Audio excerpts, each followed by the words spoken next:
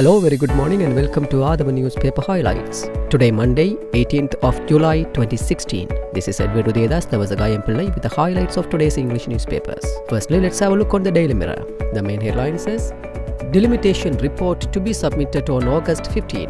Hurdles cleared for LG elections.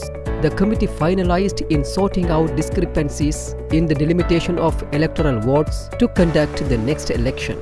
All hurdles will be cleared for conducting the local authorities' elections once the committee appointed to sort out delimitation issues submits its report on August 15, it is learned. And the highlight says, Lasantha killing, Army Intelligence Officer remanded. The warrant officer attached to the Army Intelligence Service who was arrested on Friday in connection with the investigations into the assassination of journalist Lasantha Wickramadunga was remanded till July 27. JVP says COB should probe coal power deal. The Janata Vimukti Peramuna yesterday said Parliamentary Committee on Public Enterprises should start probe on the controversial coal power purchase deal, which is alleged to have cost of government 1.8 billion rupees. Unidentified man guns down car driver in Piliyandala. The driver of a car, while on the move, was killed on Saturday evening at Mampe in Piliyandala after an unidentified gunman opened fire at him, police said. Jaffna University Science Faculty closed after students clash. Some students of the science faculty performed a cultural event in welcoming newcomers. A clash between two student factions on Saturday has led to the closure of the science faculty of the Jaffna University until further notice. Secondly, let's move to Daily News. The main headline says, Salawa compensation, half payment next week. Rest to follow soon. Damage assessment almost complete.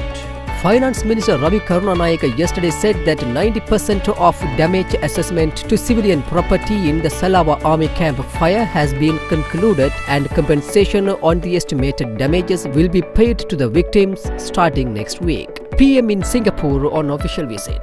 Prime Minister Ranil Wickramasinghe, accompanied by Professor Maitri Wickramasinghe, arrived at the Changhai International Airport in Singapore yesterday afternoon on an official visit at the invitation of the Singapore government. Prime Minister Wickramasinghe will stay in Singapore for 3 days. This is the Prime Minister's first official visit to Singapore since becoming Prime Minister in January 2015. New constitution should be acceptable to all communities. Sampatha. The newly drafted constitution of Sri Lanka should be acceptable to all communities in the country rather than to the political forces in the south only, opposition leader R. Sambandhan said.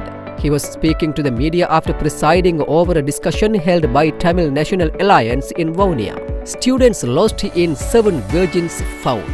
5 university students, 4 from the Kelaniya University and 1 from the Kottavala Defence University reported missing in the Saptakenia mountain range have been found, the police said. The students, 2 of them foreigners, were found following a search operation conducted jointly by the army and the police. The students who climbed the mountains on Saturday had got stranded after losing their way amidst misty conditions. According to the police, all students are safe and they are not suffering from any health problems. Tragic incident in Bambalapitiya in 2009. Suspect still in remand custody for over 6 years. Revealing another aspect of a tragic incident, it was transpired in court that a suspect who had been arrested in connection with the drowning of a mentally unstable youth off the Bambalapitiya beach in 2009 is still being held in remand custody for over 6 years, failing to fulfill his bail conditions, while the others, including policemen who were directly involved in the incident, were out on bail at the commencement of the inquiry. Finally, let's move to Ceylon today. The main headline says, IGP predicts high-level arrests. While noting that he is committed to strengthening good governance, Inspector General of Police Pujith Jayasundara said those who never imagined being caught will go behind bars in the near future for the crimes they have committed.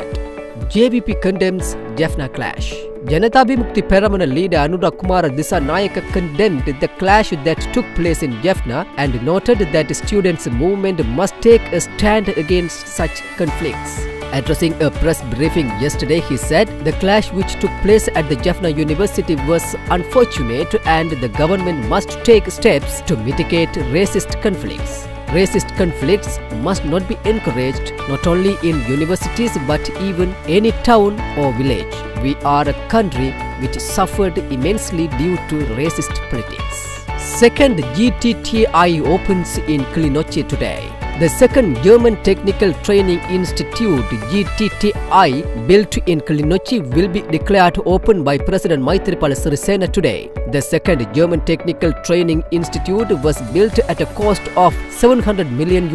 This German-funded institute will provide facilities over 600 students to receive their education at the same time. This training institute will support the strengthening of the reconciliation process of the government, as it will not only be open for students in the north and east but for anyone who is aspiring for higher studies at the field of water tech, electrical engineering and many other areas.